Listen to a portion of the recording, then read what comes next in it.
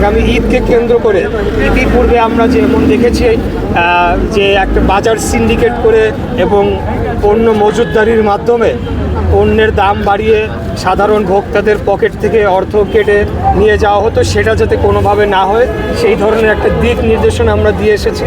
পাশাপাশি আমরা এও বলেছি যারা এই ধরনের পণ্যের মূল সাপ্লায়ার বা বড় সিন্ডিকেট, বড় হোতা, তাদের বড় বড় কোম্পানি যেগুলো আমি এখন নাম উল্লেখ করতে চাচ্ছি না, বাট আপনারা সকলেই জানেন যে টপ 5-7টা কোম্পানি তারাই বা বাংলাদেশে যে মোটামুটি ভোগ্য পণ্য এবং নিত্য প্রয়োজনীয় দ্রব্য এগুলো নিয়ন্ত্রণ করে, তাদেরকে আমরা মনিটরিং করছি।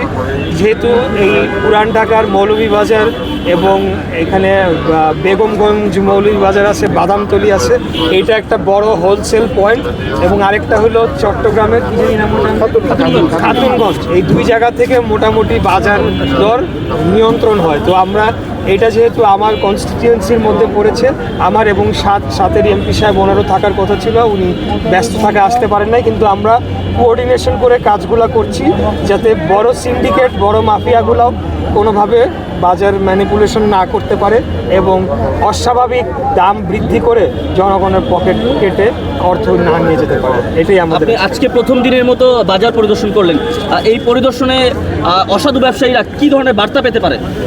অসাধু ব্যবসায়ীদের প্রতি বার্তা খুব সিম্পল, যারা অসাধু উপায়ে সাধারণ, কারণ আমরা এখানে আজকে আসছি কিসের জন্যে? কোনো বাহাদুরি দেখানোর জন্য না। আমার যারা ভোটার তাদের প্রতি আমার দায়বদ্ধতা রয়েছে, তাদেরকে আমার জবাব দিতে হবে। তাদেরকে আমি বলেই আসছি ইলেকশনের আগে যে আমরা নিত্য প্রয়োজনীয় দ্রব্যমূল্য এটা নিয়ন্ত্রণের মধ্যে রাখবো, কালোবাজারি মজুতদারি সিন্ডিকেট তাদের কালো হাত আমরা ভেঙে দিব।